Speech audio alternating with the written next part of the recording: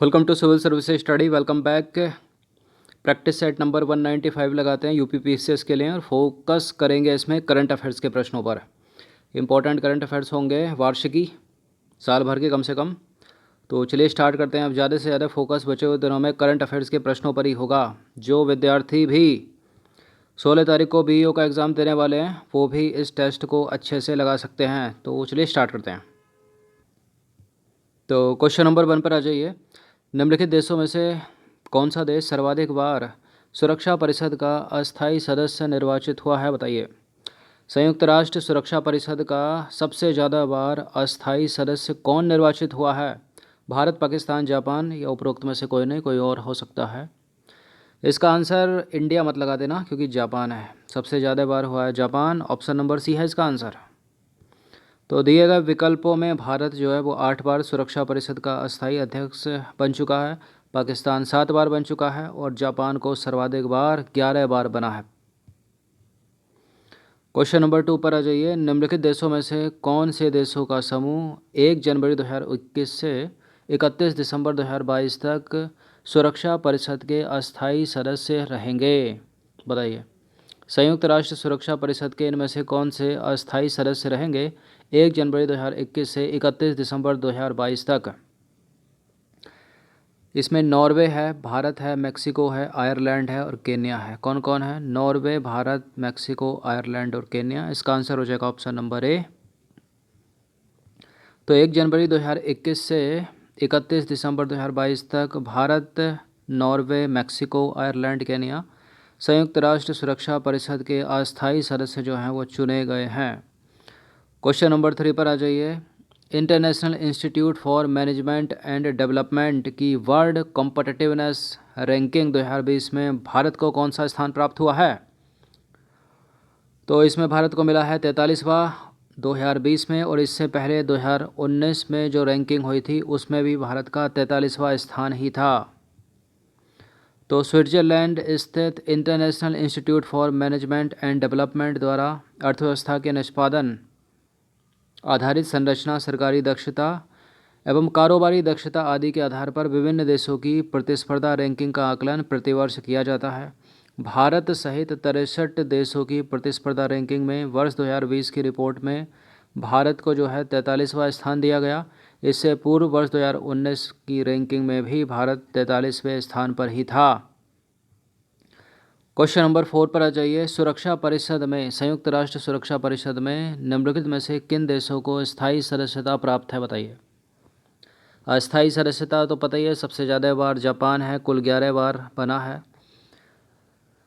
और 2021 से 22 तक कौन रहने वाला है वो भी आपको पता चल गया। फिलहाल स्थायी सदस्य कौन कौन है संयुक्त राष्ट्र सुरक्षा परिषद के? देखिए, अमेरिका है, रूस है, ब्रिटेन है, फ्रांस है और चीन है। अमेरिका, रूस, ब्रिटेन, फ्रांस और चीन। इसका आंसर हो जाएगा ऑप्शन नंबर बी। तो सुरक्षा परिषद में अमेरिका, रूस, ब्रिटेन, फ्रांस और चीन को जो है स्थायी सदस्यता प्राप्त है। इन सबके नाम याद रखिएगा।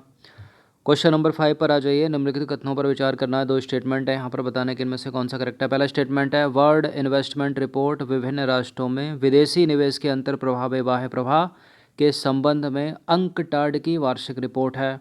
अंकटाड संयुक्त राष्ट्र संघ का व्यापार एवं निवेश से संबंधित एक निकाय है जिसकी स्थापना हुई थी 1964 में। बिल्कुल ये करेक्ट है दोनों के दोनों स्टेटमेंट, और इसका आंसर क्या हो जाएगा? Option number C. तो देखिए, उपरोक्त दोनों के दोनों कथन सत्य हैं। वर्ल्ड इन्वेस्टमेंट रिपोर्ट विभिन्न राष्ट्रों में विदेशी निवेश के अंतर प्रवाह एवं बाह्य प्रवाह के संबंध में अंकटाड की वार्षिक रिपोर्ट है। अंकटाड संयुक्त राष्ट्र संघ का व्यापार एवं निवेश से संबंधित एक निकाय है। इसकी स्थापना हुई थी 1964 में, और अंकटाड का मुख्य उद्देश्य है विदेशी व्यापार एवं निवेश में वृद्धि करके जो डेवलप्ड कंट्रीज़ हैं उनके विकास में सहायता पहुंचाना, विकासशील देशों के विकास में सहायता पहुंचाना। क्वेश्चन नंबर 6 पर आ जाइए। निम्नलिखित में से अंकटाड का मुख्यालय कहाँ पर स्थित है? अंकटाड का मुख्यालय कहाँ पर स्थित है? जिनेवा, स्विट्जरलैंड में। कहाँ पर स्थित है? जिनेवा, स्विट्जरलैंड में। बहुत सारे मुख्यालय स्थित हैं जिनेवा, स्विट्जरलैंड में। क्वेश्चन नंबर 7 पर आ जाइए। अंकटाड का 15वां सम्मेलन निम्नलिखित में से कहाँ पर प्रस्तावित है? अंकटाड का 15वां सम्मेलन 2020 कहाँ पर प्रस्तावित है? बारबाडोस कहाँ पर प्रस्तावित है? बारबाडोस में ब्रिज टाउन, बारबाडोस में bridge town, option number A. तो अंकटाड का सम्मेलन प्रतिवर्ष 4-4 वर्षों के अंतराल में होता है। कितने? 4 वर्षों के अंतराल में। पिछला सम्मेलन कीनिया की राजधानी नैरोबी में 17 से 22 जुलाई 2016 को हुआ था। आगामी 15वां सम्मेलन 2020 18 से 23 अक्टूबर 2020 को बारबाडोस में ब्रिज टाउन में संभावित है, अगर हुआ तो मोस्ट इम्पोर्टेंट है प्रश्न, क्योंकि 4 साल में एक बार होता है। इससे पहले हुआ था केन्या नैरोबी और अभी है बारबाडोस में ब्रिज टाउन। क्वेश्चन नंबर 8 पर आ जाइए। निम्नलिखित कथनों पर विचार करना है। 2 स्टेटमेंट है यहाँ पर, बताने के इनमें से कौन सा करेक्ट है। पहला स्टेटमेंट है चीनी उत्पादन के मामले में भारत का विश्व में ब्राज़ील के बाद दूसरा स्थान है, और भारत में चीनी उत्पादन में अग्रणी स्थान उत्तर प्रदेश का है। बताइए, भारत का दूसरा या पहले पर आ गया है, और चीनी में उत्तर प्रदेश अग्रणी है या महाराष्ट्र पहले पर आ गया? बताइए। देखिए, भारत में चीनी उत्पादन में अग्रणी उत्तर प्रदेश ही है वर्तमान में, और विश्व में चीनी उत्पादन में भारत का दूसरा ही स्थान है, पहले पर ब्राज़ील है। करेक्ट है दोनों के दोनों स्टेटमेंट, सी है इसका आंसर। तो दोनों के दोनों करेक्ट हैं। चीनी उत्पादन के मामले में भारत का विश्व में ब्राज़ील के पश्चात दूसरा स्थान है, यानी पहला किसका? ब्राज़ील का। और भारत में चीनी उत्पादन में अग्रणी स्थान जो है उत्तर प्रदेश का है, जिसके पश्चात महाराष्ट्र का नाम आता है, और उसके पश्चात तीसरे पर है कर्नाटका।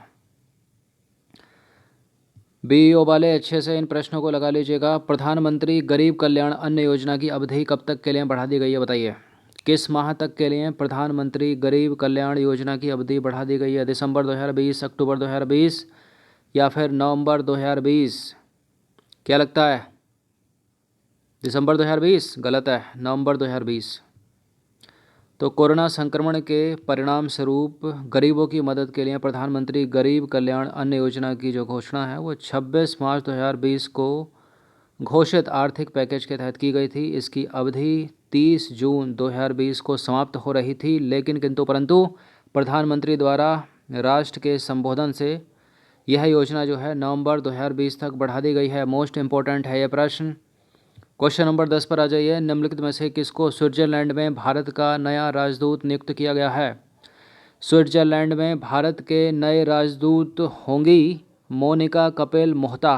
कौन होंगी? मोनिका कपिल मोहता। और रवीश कुमार कहाँ पर होंगे? रवीश कुमार होंगे फिनलैंड में। और ग्रेट ब्रिटेन में होंगी गायत्री ईश्वर कुमार।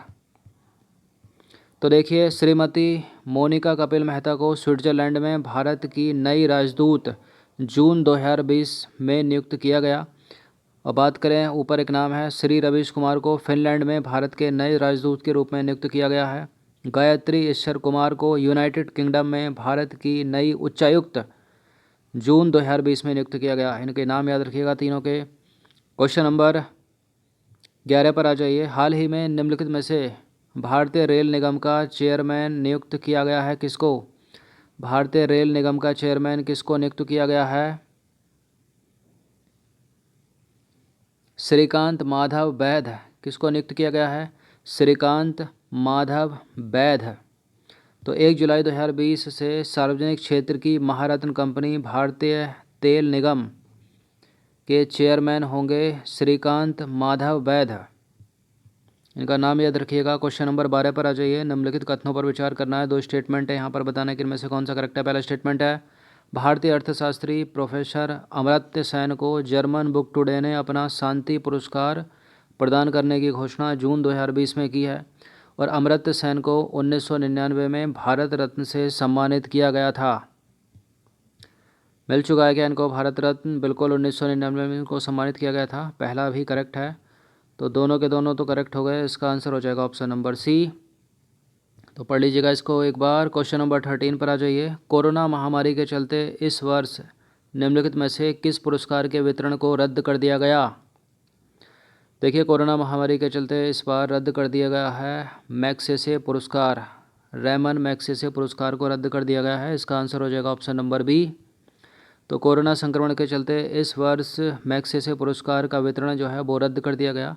एशिया के नोबेल पुरस्कारों के रूप में प्रसिद्ध यह पुरस्कार मनीला स्थित रैमन मैग्सेसे फाउंडेशन द्वारा दिवंगत राष्ट्रपति रैमन मैग्सेसे की स्मृति में प्रतिवर्ष यानी हर साल 31 अगस्त को उनकी पुण्यतिथि के अवसर पर प्रदान किया जाता है, और इस बार का रद्द हो गया है ये। क्वेश्चन नंबर 14 पर आ जाइए। निम्नलिखित कथनों पर विचार करना है। रेमन मैग्सेसे पुरस्कार से रिलेटेड ही अगला प्रश्न, बताना कि इनमें से कौन सा करेक्ट होगा। पहला स्टेटमेंट है रेमन मैग्सेसे पुरस्कार वर्ष 1958 से प्रदान किए जा रहे हैं। यह पहली बार है जब रेमन मैग्सेसे पुरस्कार का वितरण रद्द किया गया है। देखिए पहला तो करेक्ट है, यह तीसरी बार है जब रेमन मैग्सेसे पुरस्कार का वितरण जो है वो रद्द किया गया है। इसका आंसर हो जाएगा ऑप्शन नंबर 1। तो देखिए पहली बार रेमन मैग्सेसे पुरस्कार का वितरण 1958 में हुआ था, और विगत 60 वर्षों में यह तीसरा अवसर है, तीसरी बार है जब यह पुरस्कार रद्द किया गया है। यह पुरस्कार पहली बार 1970 में वित्तीय संकट के कारण, दूसरी बार 1990 में फिलीपींस में भीषण भूकंप के कारण रद्द किया गया था। यह तीसरी बार है जब रेमन मैग्सेसे पुरस्कार का वितरण रद्द कर दिया गया है कोरोना वायरस महामारी के कारण 2020 में। क्वेश्चन नंबर 15 पर आ जाइए। निम्नलिखित में से किस साल तक देश को ट्यूबरकुलोसिस मुक्त बनाने की घोषणा है। वर्ष 2024, 2025, 2030, 2026। ये पुराना प्रश्न है लेकिन करंट में होने के कारण ये नया बन गया है, वो बनता ही रहता है। इसका उत्तर है ऑप्शन नंबर बी, वर्ष 2025 तक। तो देखिए 1 फरवरी 2020 को टीबी हारेगा देश जीतेगा, टीबी हारेगा देश जीतेगा योजना के तहत वर्ष 2025 तक देश को टीबी मुक्त बनाने की योजना है। तो ये 15 प्रश्न थे इंपॉर्टेंट, अच्छे से इसका रिवीजन कर लीजिएगा। इंपॉर्टेंट होंगे यूपीएससी यूपी पीसीएस के लिए और समीक्षा अधिकारी, और साथ ही साथ 16 तारीख को आपके बीईओ एग्ज़ाम के लिए। धन्यवाद।